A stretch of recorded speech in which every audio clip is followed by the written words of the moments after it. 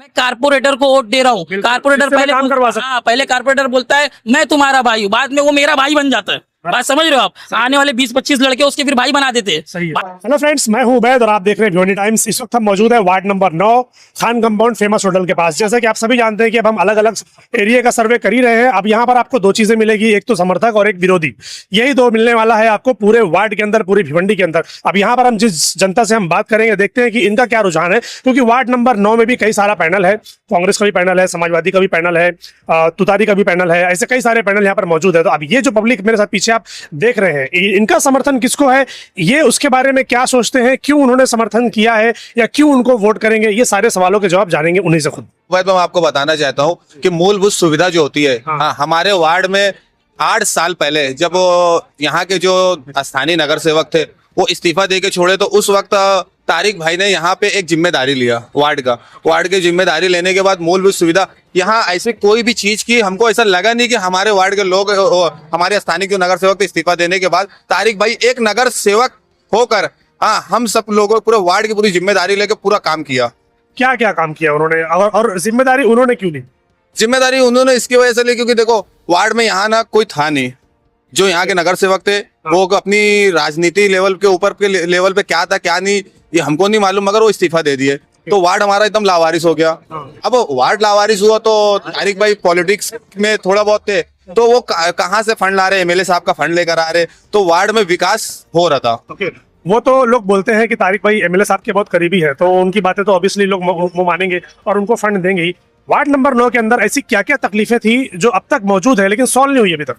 अभी तक तो मेरे हिसाब से जितनी भी तकलीफ थी, कम ज्यादा जैसे 100% में से 80% तकलीफ पूरी दूर हो गई। सबसे बड़ा काम क्या है वार्ड नंबर 9 में हुआ हमारे इधर, तो ये गैबी नगर से, हाँ, गैबी नगर से अमजदिया रोड जाने के लिए आपको पूरा घूम के जाना पड़ता था ताज होटल के रोड से, लेकिन आज गैबी नगर वाले लोग, हाँ, चाहे वो मौत आता है, चाहे शादी भी आए या कोई 4 व्हीलर लेकर आना चाहता है, रिक्शा लेकर आना चाहता है, तो नाले के ऊपर से लेकर सीधा अमजदिया जा सकता है। ओके, तो ये काम उन्होंने किया था? ये तारिक भाई एमएलए के फंड से काम कराए। तारिक भाई का ऐसा क्या काम है जो आप लोग उनको समर्थन कर रहे हैं? फिर तारिक भाई का काम क्या, तारिक भाई का काम यही सब है कि जो भी यहाँ विकास हुआ तो एमएलए के फंड से हुआ, तो ये इसके हम समर्थन में है तारिक भाई के। कुछ काम बताइए, चलिए आप बताइए कि तारिक भाई ने क्या किया। से सबसे पहला जो काम हुआ है अभी तक, जिसके लिए हम लोग बहुत फेस कर रहे थे, पानी की बहुत समस्या थी। हम लोग को सिर्फ जो पानी आता था ना, हम लोग की ये बिल्डिंग है लेफ्ट साइड में, हम लोग के पास पानी का ऑप्शन ही नहीं था, हम लोग बोरिंग का पानी यूज करते थे हम लोग के पास। तो अभी जो है तारिक भाई आने के बाद से पाइपलाइन बिछ चुकी है, अभी जो पाइपलाइन पूरी आ चुकी है, थोड़े दिन में वो 1-1.5 महीने के अंदर पानी भी आना चालू हो जाएगा।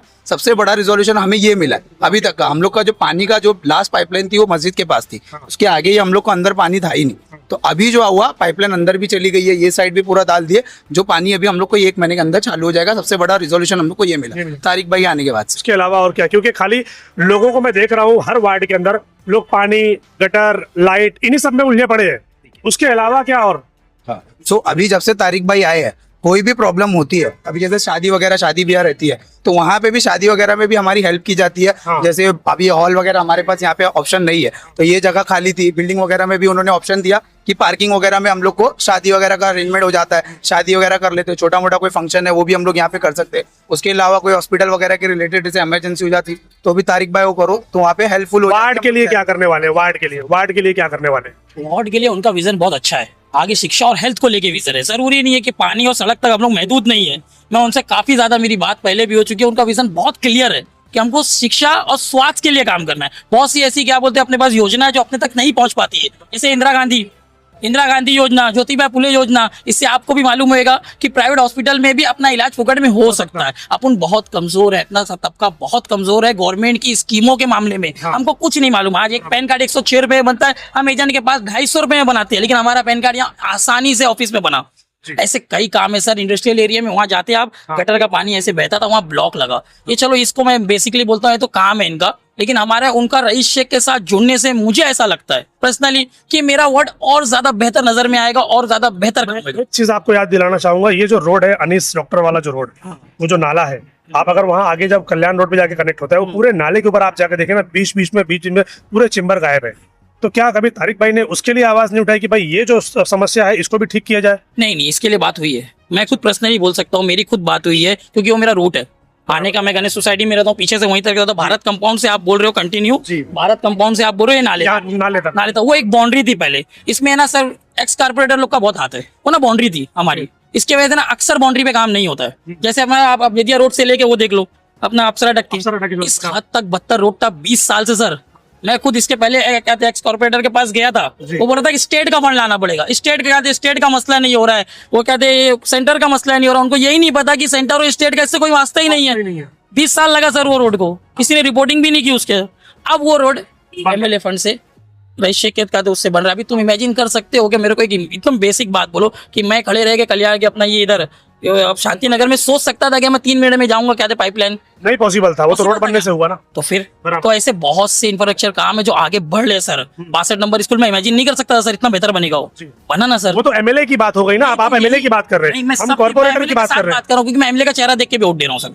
अच्छा, सिर्फ मैं एमएलए के चेहरे पर वोट दिया तो फिर नगर सेवक का क्या फायदा फिर? दोनों सर, दोनों मैं आपको फिर कंबाइंड कर रहा हूँ, दोनों सर। हमारे पास तो तारिक भाई भी है, दानिश भाई भी है, उनका भी काम अच्छा है। लोग इस चीज का फायदा उठा रहे हैं कहीं ना कहीं कि जिन्होंने काम नहीं किया वो भी एमएलए के कंधे पर हाथ रखकर उसको जीत कर आने की कोशिश नहीं होती। हाँ सर, इसको आपकी ये बात को मैं एक्सेप्ट करता हूँ, मैं मना नहीं कर रहा हूँ चीज को लेके। लेकिन सर कैसा है अभी ये ना जो ये इसका इलेक्शन होता है ना, इसमें हम चेहरा ही देखते हैं सर। पहला तो चेहरा देखना है हमारा।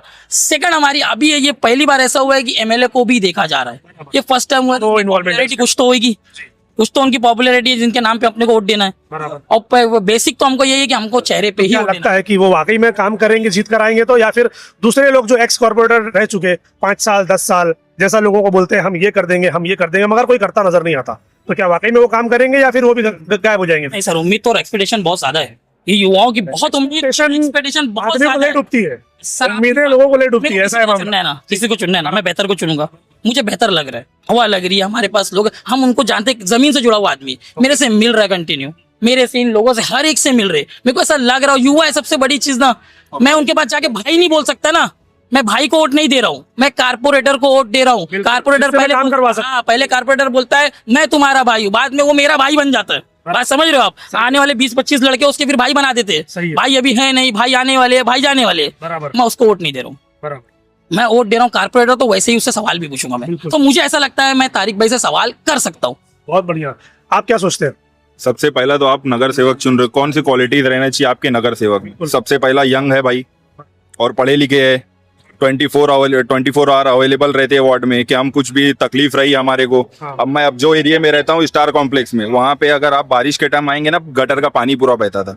अब फंड आया एमएलए रईस शेख सर के वजह से, मगर मेरा काम कौन कराया? तारिक मोमिन कराया। तो मैं किसको वोट दूंगा? तारिक मोमिन को दूंगा, क्योंकि हमारे लिए 24 आवर अवेलेबल रह रहे, एक कॉल पे वो हमारे दुख तकलीफ में आ जा रहे हैं, तो इसके लिए हमारा वोट तो तारिक मोमिन को रहेगा। जो बात साफ बात एकदम। सिर्फ एक गटर बनने से आप वोट दे रहे हैं उनको?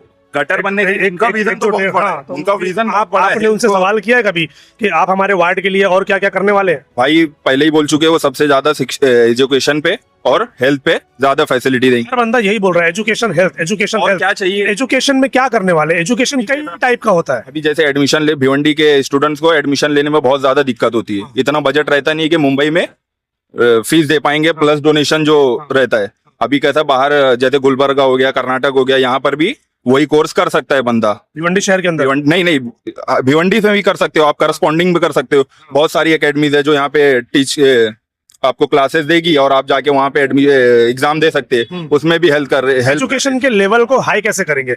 आज भी हम लोग जो पैटर्न यूज कर रहे हैं एजुकेशन के मामले में, वो पुराना जमाना वाला पैटर्न है। आज एआई का जमाना आ गया है, डिजिटलाइज हो गई है चीजें, तो उसको कैसे इंप्रूवमेंट करेंगे उसको? क्योंकि नगर पालिका की जो स्कूलें हैं वो दिन ब दिन खराब होती जा रही है, खराब हो। तो उसको कैसे इंप्रूवमेंट करेंगे? आपने कभी पूछा उनसे कि आपका क्या प्लान है? उनका विजन है, तारिक भाई के साथ है और लोग भी है, वो पढ़े लिखे है पूरा। उनके तारिक भाई से जब भी हम इंटरव्यू लेंगे तो हम ये सवाल उनसे जरूर करेंगे कि आपका इसके ऊपर क्या प्लान है। खैर ये तो पब्लिक है, ये तो अपनी बातें करेंगी, उनका विजन तो वही बता सकते हैं। तो जब भी मौका मिलेगा उनसे सवाल जरूर करेंगे। तो दोस्तों, वार्ड नंबर 9 के अंदर मैं यहाँ पर मौजूद हूँ, खान कंपाउंड के अंदर। आप लोगों ने लोगों की बातें सुनी कि यहाँ के लोग वार्ड नंबर 9 में तारिक मोमिन को क्यों सपोर्ट कर रहे हैं। खैर ये तो आगे आने वाला वक्त बताएगा। 15 तारीख को जब वोटिंग होगी और 16 को जब रिजल्ट निकल कर आएगा तो कौन किसको सपोर्ट किया, कौन किसके समर्थन में था, ये तो वो रिजल्ट ही बताएगा। साथ ही वो जो कॉर्पोरेटर जीत कर आएंगे तो देखते हैं कि वो अपने वादे कितने पूरे करते हैं। क्या वो वाकई में भिवंडी को बदलने का काम करेंगे, या फिर जो पहले एक्स नगर सेवक लोगों ने लॉलीपॉप दिया, या उसी तरीके से ये भी लॉलीपॉप देकर लोगों को बिठा देंगे।